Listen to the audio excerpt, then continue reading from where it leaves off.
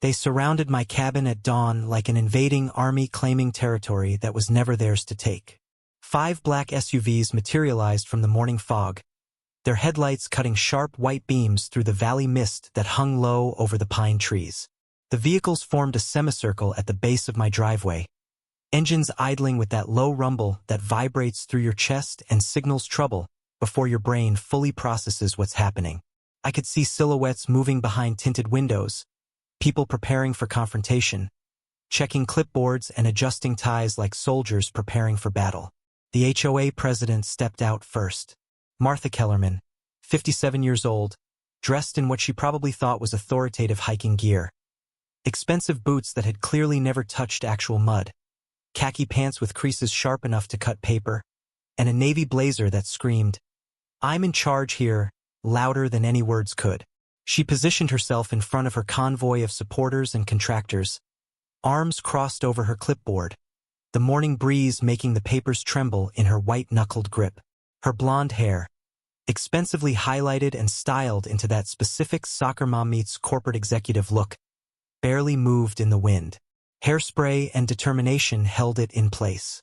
Daniel Langford. Her voice shattered the morning silence, echoing off the ridge behind my cabin. Birds scattered from nearby trees. A deer I'd been watching near the creek bolted into the underbrush. "You are trespassing on community property designated under Pine Valley Estates jurisdiction. I'm ordering you to vacate these premises immediately. You have 30 minutes to gather essential belongings before we begin demolition proceedings." The morning air smelled like diesel exhaust mixing with pine bark and morning dew. That particular combination that makes your stomach drop before your conscious mind catches up to the danger. I stood barefoot on my porch, still wearing the flannel pants and thermal shirt I'd slept in, coffee mug halfway to my lips, steam curling up into the cold air. I watched her lose her mind on land that had carried my family's name since 1925, nearly a full century of Langford blood, sweat, and legacy carved into every acre of this valley. Behind Martha, contractors in orange vests were positioning heavy machinery near my creek. My creek, where my grandfather used to take me fishing when I was 6 years old, where I caught my first trout and learned to tie proper knots. 2 bulldozers sat waiting, engines already warming up, their tracks leaving deep gouges in earth that my family had protected for generations. They were preparing to dig a drainage trench straight through the old oak grove my grandfather Henry planted in 1947 when he came home from the war. Trees he'd nursed through droughts and floods, trees that had grown tall enough to touch the clouds. I could see survey stakes driven into the ground with orange tape fluttering in the breeze, marking where they planned to reroute the natural creek bed to make room for their luxury drainage system. They'd already started clearing brush along what they claimed was the new boundary line. My boundary line. The audacity of it hit me like a physical force. They were literally trying to bulldoze my family's history into a managed stormwater feature for a subdivision that had no right to exist on my land. Then came the sound I'd been waiting for, the sound I'd specifically requested through 3 phone calls to the county sheriff's office over the past week. Sirens. Multiple sirens growing louder as they wound up the mountain road. That distinctive wail that makes everyone stop and turn their heads. 3 sheriff's cruisers appeared over the ridge, blue and red lights strobing through the dawn fog, creating a disco effect across the valley walls. They pulled up fast, tires spitting gravel, positioning themselves between Martha's SUVs and my cabin in a clear line of authority. The lead deputy emerged from the first vehicle, and I felt a wave of relief wash over me. Marcus Webb, a man I'd known since high school when we played on the same football team, when he was a linebacker and I was second-string quarterback. We'd kept in touch over the years, shared beers at the VFW, attended the same church before I moved away for work. He was holding a manila file folder thick enough to contain the truth Martha had been trying to bury under falsified documents and fraudulent boundary claims. Marcus walked forward with the deliberate pace of someone who knows exactly how this is going to end and is almost enjoying the anticipation. His boots crunched on gravel with methodical precision. He stopped directly in front of Martha, close enough that she had to tilt her head back to meet his eyes, close enough that she couldn't ignore his authority. "Ma'am," Marcus said in that even, professional tone law enforcement uses when they're about to ruin someone's entire day. I need you to stop all operations immediately. This entire valley, every single acre your HOA claims to have jurisdiction over, every square foot you've built houses on, every inch of creek bed you've just tried to reroute, legally belongs to Mr. Daniel Langford under continuous family ownership dating back to 1925. You are currently trespassing on private property with heavy machinery and what appears to be intent to commit destruction of protected land. Martha's face went from confident pink to confused red to absolute ashen white in the span of about 3 seconds. Her mouth opened and closed like a fish suddenly yanked from water. The clipboard fell from her hands, papers scattering across the driveway in the morning breeze. Behind her, contractors were already shutting down equipment, clearly wanting no part of whatever legal nightmare was unfolding. I set my coffee mug down on the porch railing with a gentle clink that seemed unnaturally loud in the sudden silence. I walked down the steps slowly, barefoot on cold wood that my grandfather had hewn by hand from trees on this very property. I crossed the yard to where Martha stood frozen, stopped about 10 feet away, close enough to speak without shouting but far enough to maintain the moral high ground. "You tried to evict me from my own land?" I said, keeping my voice calm and level like I was explaining a simple math problem to a confused child. "You brought bulldozers to destroy property my family has protected for almost a century. You filed fraudulent boundary adjustments and forged my signature on annexation documents. Problem is, Martha, you don't own a single inch of this valley. You never did. And every house you built down by the creek, every luxury subdivision lot you sold to unsuspecting buyers, every environmental grant you collected using falsified surveys, all of it was built on land that belongs to me." The horror spreading across her face was something I'd remember for the rest of my life. It was the exact moment someone realizes they've committed fraud on a scale that can't be explained away, can't be fixed with apologies or settlements, can't be undone by anything short of a time machine. Let me rewind 3 years and show you exactly how we got to this moment. How a peaceful retirement in my family's valley turned into a war against corruption disguised as community governance. My name is Daniel Langford, 49 years old as of last March. Mechanical engineer by trade and training, mountain man by blood and heritage. I spent 23 years designing industrial HVAC systems for commercial facilities across the Southeast, hospitals, airports, government buildings, the kind of climate control systems where failure isn't an option because lives depend on proper ventilation and temperature regulation. It was good work, challenging work, work that paid well and kept my mind sharp. But it was never home. Langford Valley has been in my family since my grandfather Henry Langford bought it in 1925 for $800 cash. Money he'd saved working in the coal mines of western Pennsylvania before the mines started killing more men than they employed. He was 23 years old, newly married to my grandmother Elizabeth, and determined to build something that would last beyond his lifetime. 280 acres of rough timberland and cold mountain streams tucked between the high ridges of Pine County, North Carolina. Land that nobody else wanted because it was too steep for farming, too remote for easy access, too wild for comfort. But Henry saw what others missed. He saw white oak and hickory that would build a dozen cabins. He saw streams cold and clear enough to drink straight from the source. He saw ridgelines that would protect the valley from the worst storms. He saw peace and possibility where others saw only difficulty. He built the first cabin by hand over the course of one brutal winter, working alone except for Elizabeth bringing him lunch and encouragement. Hammer, handsaw, axe, and faith. The original structure was one room with a stone fireplace, a loft for sleeping, and windows that faced east to catch morning light. He cut every log from valley timber, shaped every joint with hand tools, mixed mortar from creek sand and lime he bought with money from trapping foxes. That cabin stood for 54 years before a flood nearly destroyed it in 1979. My father, Henry's son Robert, rebuilt it in the early 80s after the water receded and the damage became clear. He kept the original fireplace and foundation, added 2 bedrooms, a proper kitchen, and a bathroom with actual plumbing instead of an outhouse. He installed a septic system that still works perfectly today, designed it himself using engineering principles he'd learned in the Navy during Korea. The cabin became comfortable without losing its character, modern without abandoning its roots. When my father passed 5 years ago from complications with his heart, the cabin passed to me along with every acre of Langford Valley, every tree and stream and memory. I was 44 years old, successful in my career but increasingly disconnected from anything that mattered beyond quarterly profits and client satisfaction scores. I stood at his funeral on a gray November day, looking at the valley he'd protected and improved, and I made a promise to myself and to his memory that I would restore the cabin one last time. I cashed out my retirement accounts, took the early withdrawal penalties without regret, and moved back home permanently. Gave my notice at the engineering firm where I'd spent 2 decades climbing the corporate ladder. Sold my condo in Charlotte that had appreciated nicely but never felt like anything more than a place to sleep between business trips. Packed everything that mattered into a truck and drove home to the mountains where I should have been all along. I spent 18 months rebuilding the cabin from the foundation up, doing most of the work myself with occasional help from old friends and neighbors who remembered my father and grandfather. I installed a modern solar panel array on the south-facing roof, upgraded the electrical system to current code standards, replaced all the windows with energy-efficient double-pane units that still looked period-appropriate.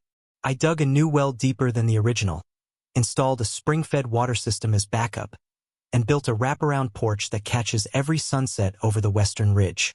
The work was therapy and meditation and penance all at once. Every board I placed, every nail I drove, every wire I pulled through walls I'd opened and closed again. All of it connected me to the men who'd built here before me. I could feel my grandfather's patience in the careful joinery. I could feel my father's practicality in the systems that made modern comfort possible without destroying historic character. When I finished, the cabin was everything I dreamed it could be. Off-grid capable but connected when needed. Comfortable for living but simple in its essentials. A place where I could wake up to creek sounds instead of traffic noise, where I could see stars unobstructed by light pollution, where I could exist without HOA letters or neighborhood politics or any of the suburban nonsense I'd spent 20 years enduring. It was supposed to be peaceful.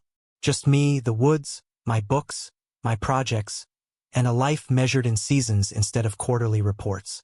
I imagined years of quiet mornings and productive days, maybe eventually finding someone to share it with, definitely leaving it better than I found it for whoever came after me.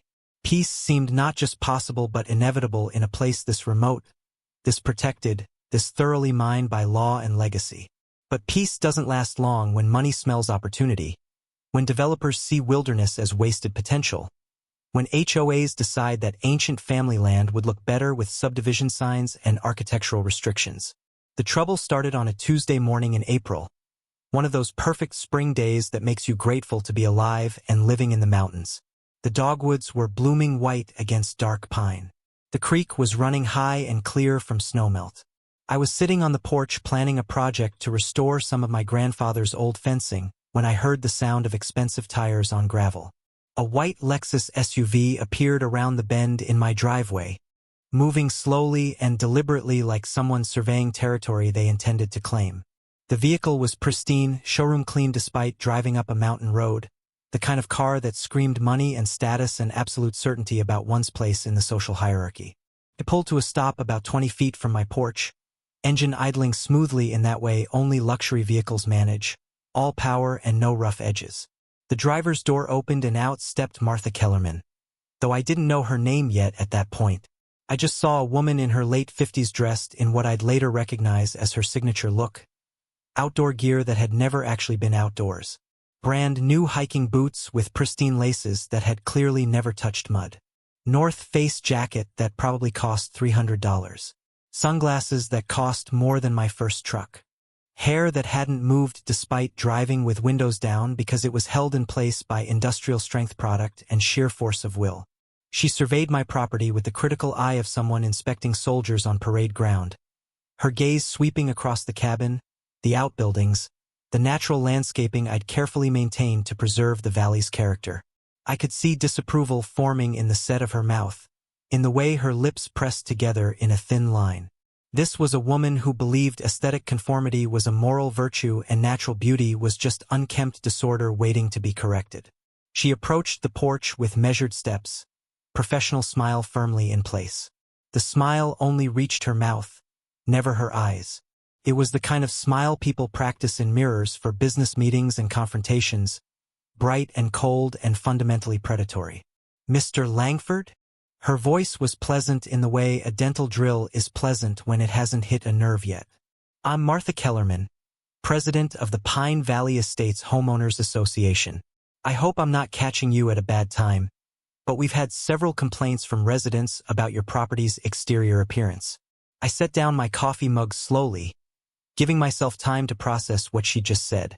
Complaints from residents about my property. This cabin's been here since 1925, I said carefully, keeping my tone neutral and factual. My grandfather built it. Nobody's complained in nearly 100 years. Her smile didn't waver. Well, things change as communities develop. Pine Valley Estates has grown substantially over the past 3 years. We now have 47 homes in our subdivision, and our property map extends through the eastern ridgeline. She gestured vaguely toward the mountains behind my cabin. That means your structure technically falls under our architectural review jurisdiction. The natural wood finish doesn't match our community's approved color palette. And that shed, she pointed at my grandfather's tool shed, a beautiful log structure he'd built in the 1930s. That's definitely not on our list of approved outbuilding designs. I stared at her, trying to determine if she was joking or delusional or something worse. Pine Valley Estates was the new subdivision that had gone up down by the creek over the past few years, built on land that wasn't part of Langford Valley, or so I'd thought. I'd watched from a distance as construction crews cleared trees and poured foundations for luxury homes that seemed wildly out of place in mountain country. But their jurisdiction ended at the old stone boundary markers my grandfather had placed decades ago. My property was clearly separate, clearly documented, clearly mine. Ma'am, I said slowly, your jurisdiction ends at the creek, has for years. This is private property that's been in my family for almost a century. You don't have any authority here. Her smile finally cracked, replaced by something harder and more honest. We'll see about that. She pulled out a glossy brochure from her leather portfolio, Community Standards Handbook, embossed letters on heavy cardstock. She set it on my porch railing like she was serving legal papers. Page 14 covers exterior color requirements. Page 23 addresses outbuilding specifications. I suggest you review them carefully. We expect compliance within 60 days. She turned to leave, heels clicking on the gravel, but paused and looked back over her shoulder. Oh, and Mr. Langford? Resistance only makes this harder. We're trying to build something special here in Pine Valley. It would be easier for everyone if you simply cooperated with our vision. She was back in her Lexus and reversing down my driveway before I could formulate a proper response, before the full implications of what she just claimed could sink into my engineer's brain that wanted to analyze problems logically before reacting emotionally. That was the first time I met Martha Kellerman. The encounter left me confused and irritated but not yet alarmed.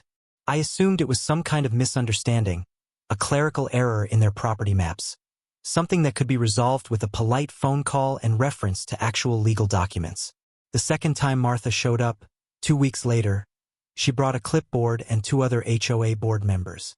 They walked my property line, or what they claimed was the property line, taking measurements and photographs, pointing at various features and making notes. I watched from the porch, increasingly annoyed, and when they started examining my dock down by the creek, I walked down to confront them. This is private property, I told them firmly. You're trespassing. Martha smiled that same cold smile. We're conducting a routine compliance inspection of HOA property. It's our right under the covenants. I never signed any covenants with your HOA. The property did when it was annexed. Check your county records. She handed me a business card. My attorney's information is on the back. I suggest you contact him if you have concerns. But I should warn you, legal resistance gets expensive fast. The third time she came, 3 weeks after that, she brought an actual attorney. Young guy in an expensive suit that looked ridiculous on a mountain dirt road. He served me with official-looking papers claiming I owed HOA dues retroactive to 3 years ago, plus fines for various violations I'd never been properly notified about. That's when I realized this wasn't a misunderstanding. This was a calculated attack, a takeover attempt disguised as community governance. And Martha Kellerman was far more dangerous than her soccer mom exterior suggested.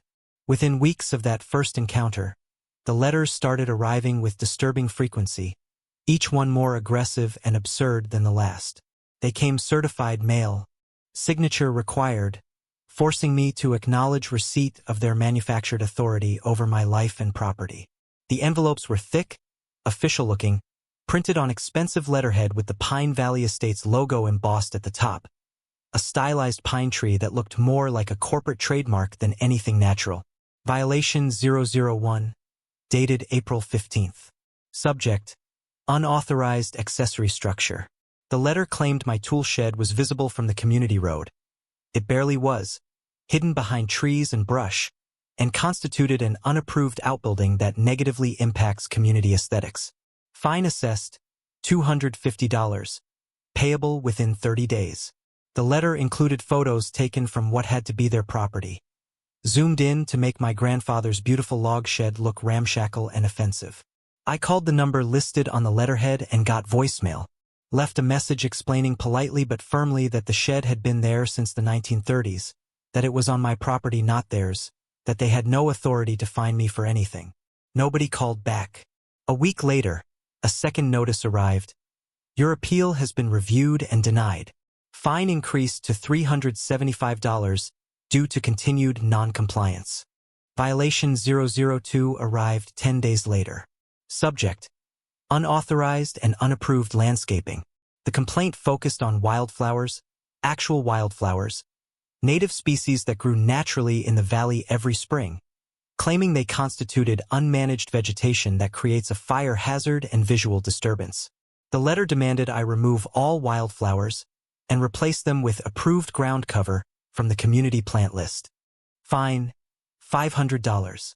I laughed when I read it, actually laughed out loud, standing in my kitchen, because the absurdity had crossed from irritating into comedy.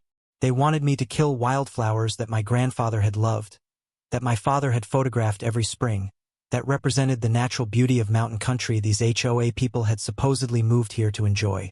The irony was crushing, but I didn't laugh when the third violation arrived a week later.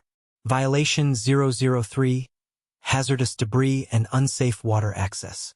They were targeting my grandfather's dock, the small wooden structure he'd built in 1942 from cedar trees he'd cut and aged himself. The dock was solid, maintained, safe. I'd personally inspected and reinforced it 2 years ago using proper marine-grade hardware. But their letter claimed it was rotting infrastructure that poses drowning risks and environmental contamination. That's when I stopped laughing and started getting angry. They weren't just harassing me with petty aesthetic complaints. They were attacking my family's legacy, trying to erase structures that represented decades of careful craftsmanship and mountain heritage. Each letter felt like a personal assault, like someone was trying to pave over my history with suburban conformity. The letters came faster after that, sometimes 2 or 3 in a single week. Violation 004. Excessive tree growth requiring professional canopy management. Translation: they wanted me to cut down old-growth oaks because branches hung over what they claimed was their boundary line. Violation 005. Unpermitted water diversion, meaning the natural spring that fed my cabin's water system somehow violated their stormwater management protocols. Violation 006. Unauthorized gravel driveway that didn't meet their paving standards. Each violation came with increasing fines. $300, $600, $1,000. The amounts seemed designed not to recover actual damages. There were no damages, but to pressure me into submission through financial attrition. Pay up or face legal action. Comply or lose everything. Then the trespasses started happening more frequently and more brazenly. I'd be working inside and hear vehicles on my property. I'd look out to see HOA contractors walking my land with measuring tapes and survey equipment, examining my shed, photographing my cabin from multiple angles, even testing the structural integrity of my dock by jumping on the boards. When I confronted them, they'd claim they had permission from the HOA to conduct property assessments. When I told them to leave, they'd pack up slowly, deliberately, making it clear they weren't afraid of me or my property rights. One morning, I woke up to the sound of a drone buzzing overhead. I walked out onto the porch to see it hovering directly above my roof, camera pointed down, recording everything. The device was expensive, professional grade, probably costing several $1,000s. I called the sheriff to report invasion of privacy. The deputy who responded was sympathetic but explained that drone laws were complicated, that if the operator was technically on their own property when flying it, my options were limited. The harassment escalated to include strangers showing up at odd hours, weekends, early mornings, claiming they were HOA, environmental compliance officers, conducting creek surveys. They'd wade into my stream without permission, taking water samples, examining the banks, marking areas with survey flags. When I demanded to see credentials, they'd show laminated cards with official-looking logos and vague titles. When I photographed their vehicles and called authorities, they'd leave before anyone arrived. The psychological pressure was relentless and clearly intentional. They wanted me off balance, reactive, tired of fighting. They wanted me to feel like I was under siege in my own home, like peace was impossible as long as I resisted their authority. And honestly, it was working. I found myself constantly on edge, checking windows when I heard vehicles, reviewing security camera footage every evening, sleeping poorly because part of my brain was always listening for trespasses. That's when I decided to call the county zoning office directly to get official clarification on boundary lines and jurisdictional authority.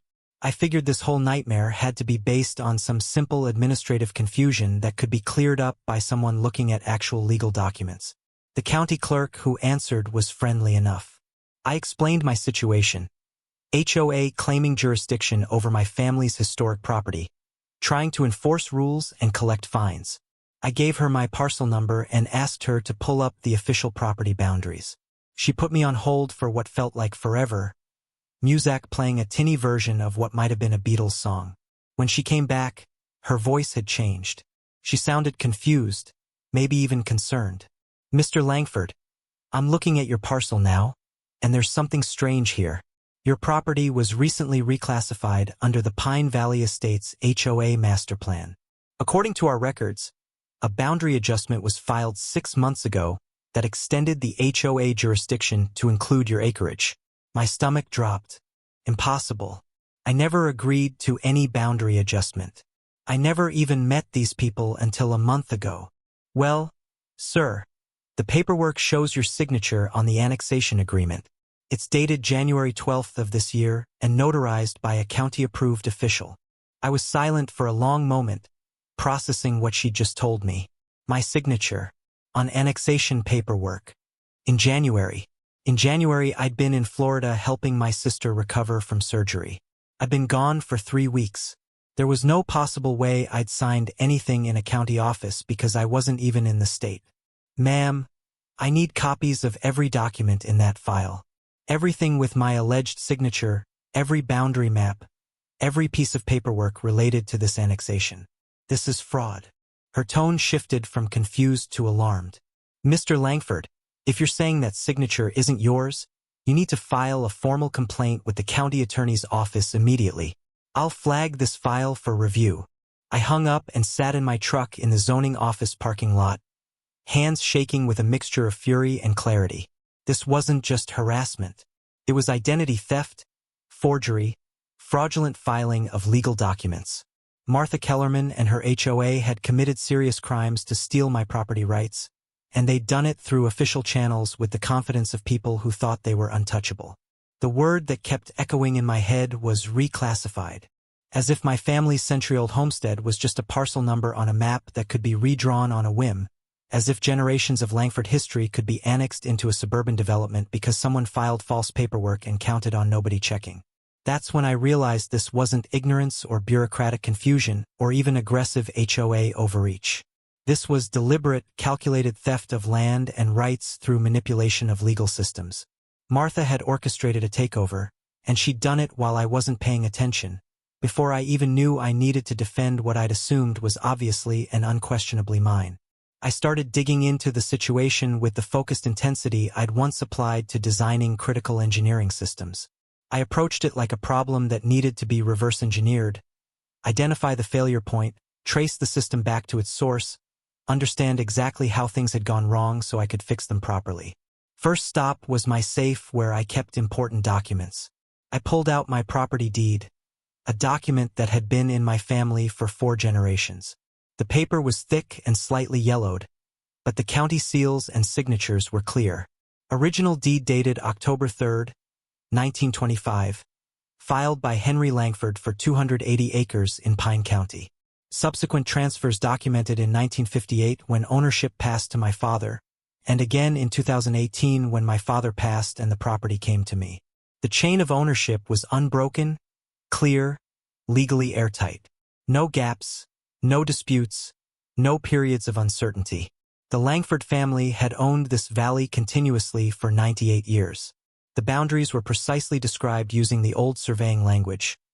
Beginning at the white oak marked with 3 notches, thence north 30 degrees east to the limestone outcropping, thence following the creek bed south-southwest to the iron stake. Everything was documented, measured, legally recorded. But the HOA was claiming jurisdiction based on documents I'd never seen, using a signature I'd supposedly placed on paperwork while I was physically in another state. I needed to see what they'd filed.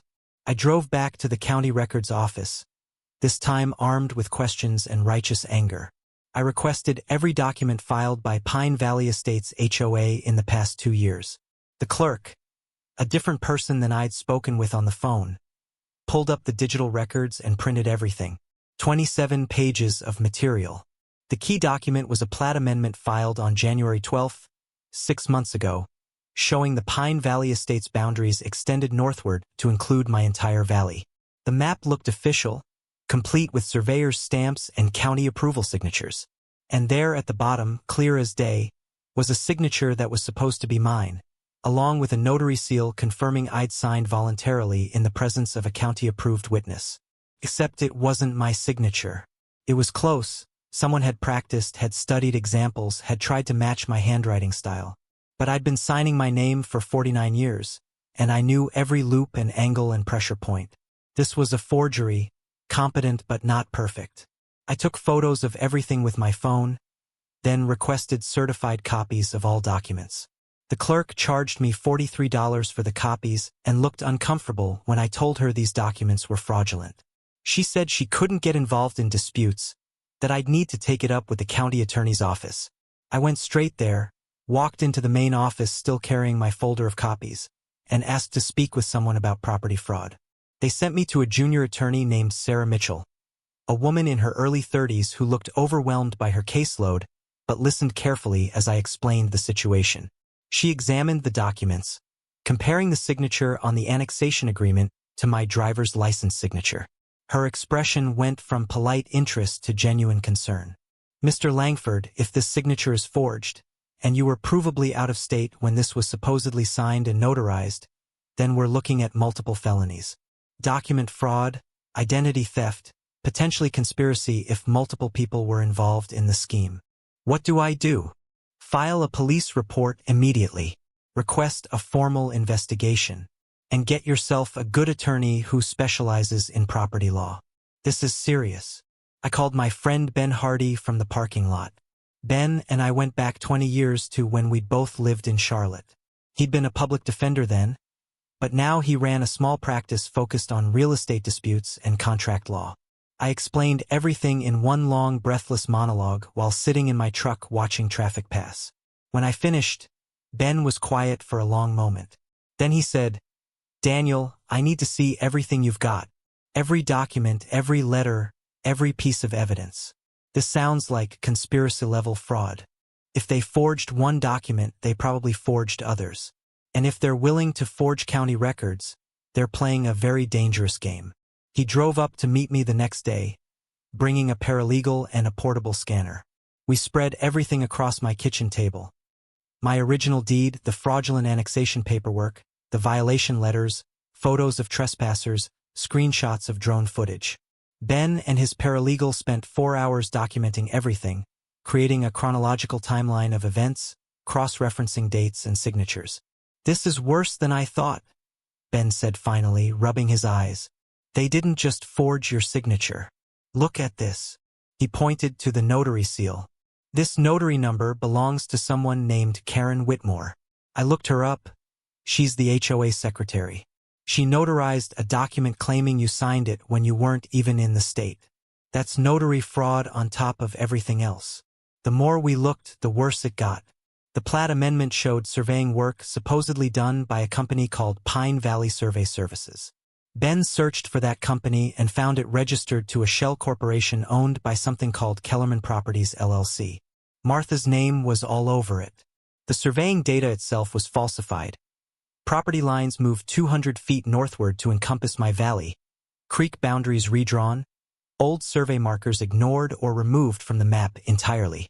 Someone had systematically altered geographic reality on paper to match Martha's vision of expanded HOA control. Ben pulled up the HOA's financial disclosures filed with the county. They showed revenue from dues, assessments, and something listed as environmental compliance grants. But when he dug deeper into those grants, he found they came from a county program designed to help communities protect water quality. Martha had applied for a $50,000 grant to install stormwater management infrastructure in Pine Valley Estates. The grant application included my valley in the project scope.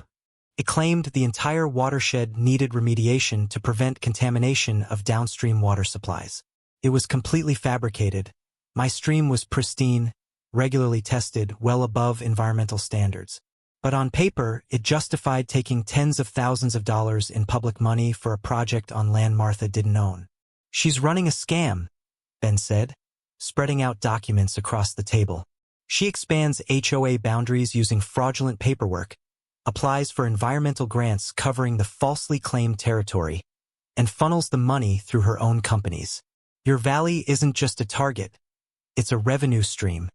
He pulled out his phone and started making calls. By evening, he'd connected with an attorney named Rachel Cho, a specialist in nonprofit fraud and HOA litigation based in Asheville.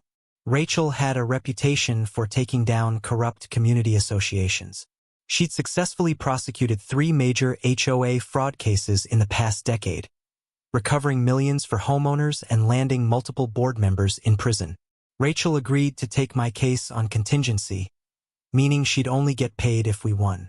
She drove up the following week, a sharp-eyed woman in her late 40s with gray-streaked hair and the demeanor of someone who'd seen every dirty trick in the book and enjoyed exposing them. She spent 2 days reviewing everything, asking detailed questions, taking notes in a leather-bound journal she carried everywhere. On the second evening, she sat across from me at my kitchen table and delivered her assessment. Daniel, this is one of the most brazen fraud schemes I've encountered. Martha Kellerman has created a criminal enterprise disguised as community governance. She's forging documents, stealing land rights, collecting public money under false pretenses, and using intimidation to prevent resistance. The scope suggests she's done this before, possibly in other locations. I want to go after her with everything we've got. She pulled out a legal pad and started outlining strategy. First, we file complaints with every relevant agency, county attorney, state attorney general, FBI if we can establish federal crimes. Second, we sue the HOA and Martha personally for fraud, harassment, and clouding your title. Third, we go after the money trail. If she's collected grants and fees based on fraudulent boundaries, that's misappropriation of public funds. That gets federal investigators interested. Ben nodded. We should also look at the notary fraud. Karen Whitmore signed off on a false document. That's a separate prosecutable crime that might give us leverage for testimony against Martha. Over the next month, we assembled a comprehensive legal package documenting every crime, every fraudulent filing, every piece of evidence showing systematic corruption. Rachel filed formal complaints with the North Carolina Attorney General's Office, the County District Attorney, and the State Bureau of Investigation. She included financial analysis showing over $600,000 in suspicious transactions flowing through Martha's companies over 3 years. The response was faster than expected.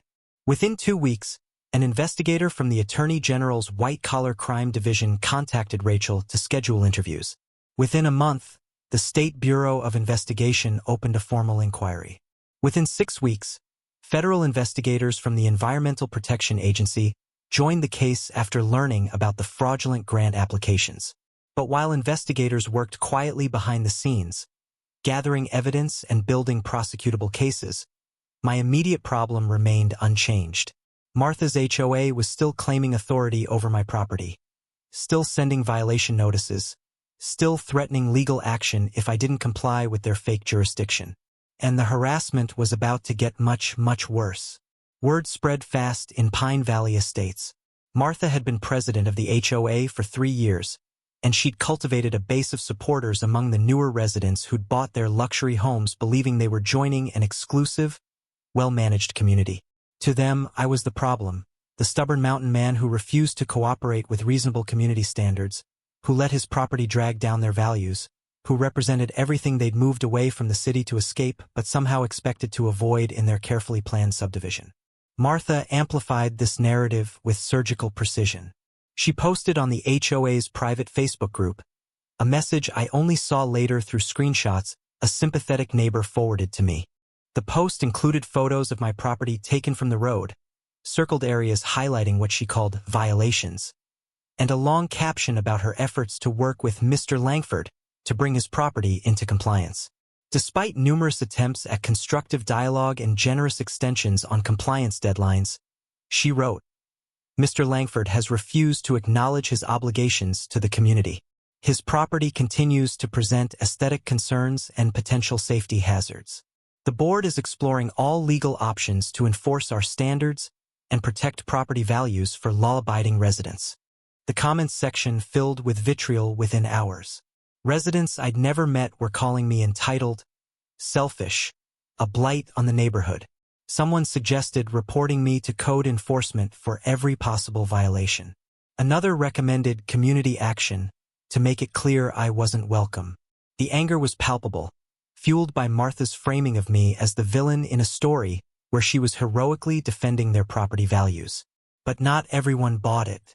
Linda Shaw, a retired teacher who lived 2 houses down from Martha's own property, saw through the manipulation. Linda had been teaching for 37 years before retiring to Pine Valley. She'd spent her career identifying bullies and liars, and her instincts were still sharp. She called me one evening, voice low like she was worried about being overheard. Daniel, I need you to know that not everyone believes Martha's version of events. I've seen the maps she's showing at board meetings. The boundaries keep changing, and I've asked questions about the survey data, where it came from, who approved it, why it contradicts the old county maps. She gets defensive and shuts down discussion. Linda's observation confirmed what I'd suspected. Martha wasn't just targeting me. She was controlling information flow to the entire community. She determined what residents saw, how they interpreted it, what questions were allowed. Anyone who pushed back was labeled a troublemaker or told they didn't understand the complexity of HOA governance.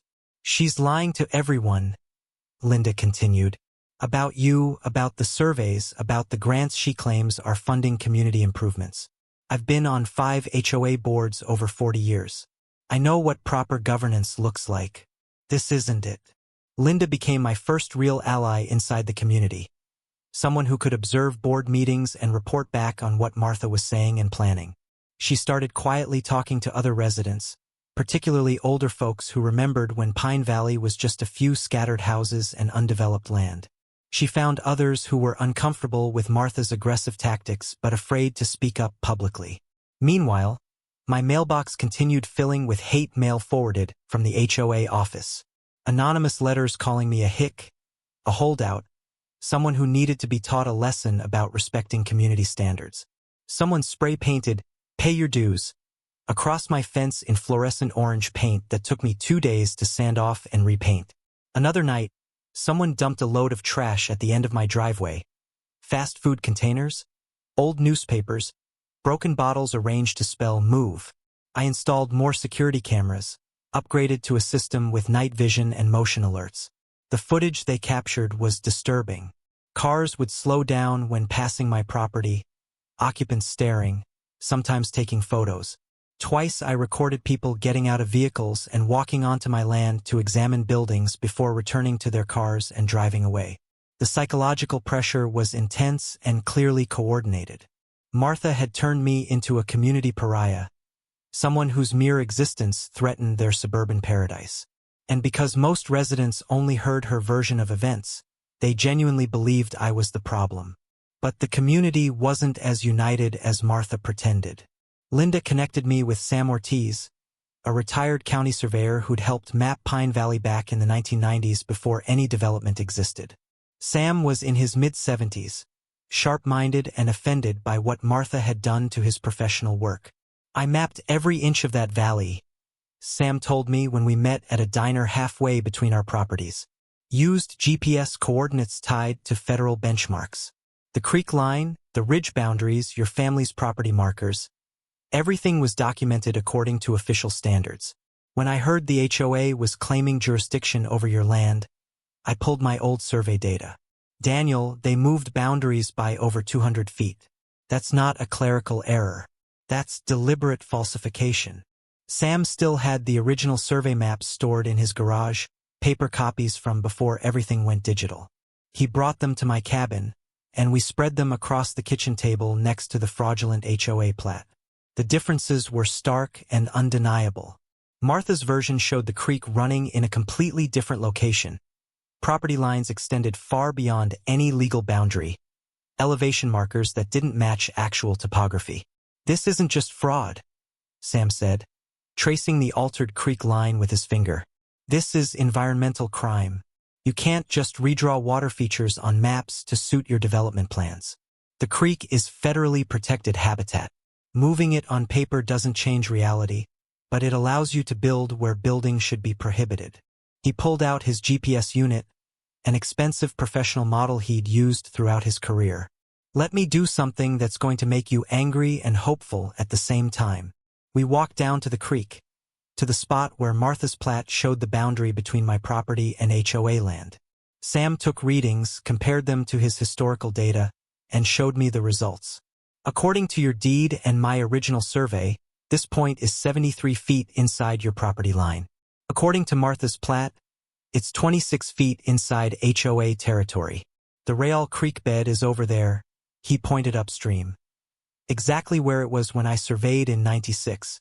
They moved it on paper to create fake jurisdiction and probably to justify their drainage projects. The implications were enormous. If Martha had falsified environmental data to justify grant money and building permits, she hadn't just defrauded me. She defrauded federal and state agencies, violated environmental protection laws, and potentially damaged protected ecosystems. Those crimes came with serious penalties and automatic federal jurisdiction." Sam provided me with certified copies of his original survey data, complete with his professional surveyor's seal and GPS coordinates that could be independently verified. He also wrote a formal statement documenting the discrepancies between his accurate work and Martha's fraudulent maps. "I'm retired," Sam told me as he packed up his equipment. "I don't need work or money or anyone's approval, but I spent 40 years doing honest surveys, and I won't let some HOA president trash my professional reputation by pretending her fraud is legitimate. If you need me to testify," asked, pulling out the final document. "Because according to the HOA's official financial disclosures filed with the county, fine income is supposed to go into a community account ending in 4738, but the actual deposits went to an account ending in 2156. I laid out the bank statements I'd obtained through the Attorney General's investigation. That's Mrs. Delgado's personal account." The room exploded. People standing, shouting questions, demanding answers. Richard was staring at the bank statements like they were written in a foreign language.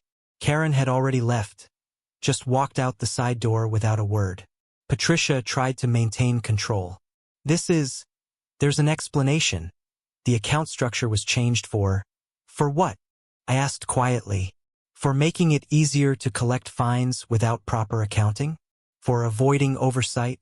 For personal enrichment?" And when I read the final line from the Attorney General's acknowledgement letter aloud, "This matter has been assigned to investigative review with priority status due to credible evidence of fraud and misappropriation of funds," her smile vanished completely. The county sheriff arrived 23 minutes later, along with Investigator Torres from the Attorney General's office. Someone had called them. I didn't know who, and it didn't matter. The meeting had dissolved into chaos. Residents demanding refunds, board members trying to distance themselves from Patricia, accusations flying in every direction. Torres was a compact woman in her 40s, gray suit, no-nonsense demeanor. She'd brought 2 assistants and a thick folder of her own. Turned out my complaint wasn't the only one. Mr. Chun had filed one last year for harassment, but without documentation it went nowhere. The Hendersons had similar stories. So did 4 other families who'd been intimidated into paying fines rather than fighting back. But my documentation, the emails, recordings, financial records, legal research, had given the state enough ammunition to launch a comprehensive investigation. Torres sat Patricia down at that same front table and started asking questions. Simple ones at first, delivered in that flat, investigative tone that makes even innocent people sweat. When was the Lake Marion HOA incorporated? Who currently serves on the board of directors? Where are the meeting minutes from 2019 to 2024? Can you provide documentation of architectural review committee approvals for fine assessments? Patricia didn't have good answers. Richard and Karen were already gone. Unreachable, probably deleting emails and consulting lawyers. The bank statements showed fines deposited into Patricia's personal account. Over $90,000 across 4 years. None of it properly documented in HOA financial reports. Mrs. Delgado, Torres said, her voice professionally neutral. You've been collecting money under the authority of an organization that doesn't legally exist. According to our preliminary investigation, you've deposited homeowner fines into a personal account not listed in any official HOA financial documentation. That meets the definition of fraud under South Carolina Criminal Code.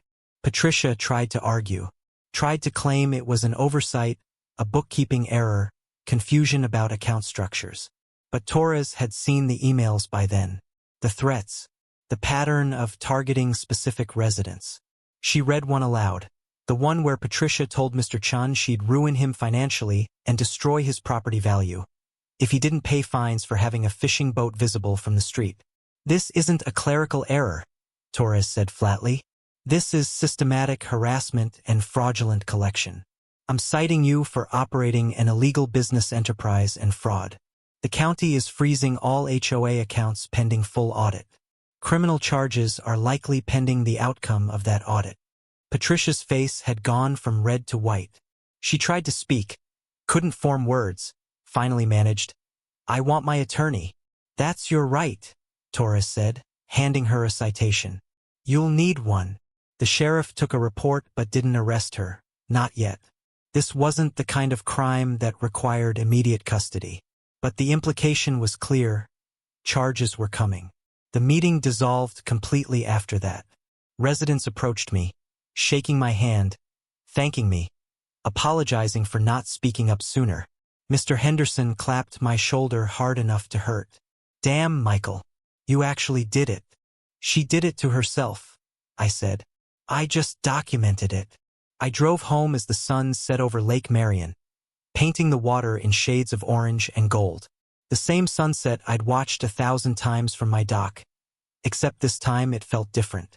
Lighter, like a weight I hadn't realized I was carrying had finally lifted. Sarah met me at the door, eyes searching my face for clues. Well, it's over, I said. Really over. She hugged me hard enough that I could feel her trembling with relief. The state completed its audit within 3 weeks. Patricia had collected $93,000 in fines over 4 years. Only $12,000 of it was documented in official HOA records. The rest went straight to her personal account and was spent on personal expenses, vacations, car payments, home renovations. Richard had signed off on falsified financial reports without reviewing them, qualifying as negligent facilitation. Karen had participated knowingly in at least 6 harassment campaigns against residents who questioned board decisions. Both faced civil liability, though not criminal charges. The Lake Marion Homeowners Association was officially dissolved by state order. Residents voted to form a voluntary neighborhood association with no enforcement powers, no fines, no mandatory compliance. Just social events, lake cleanup days, and community support.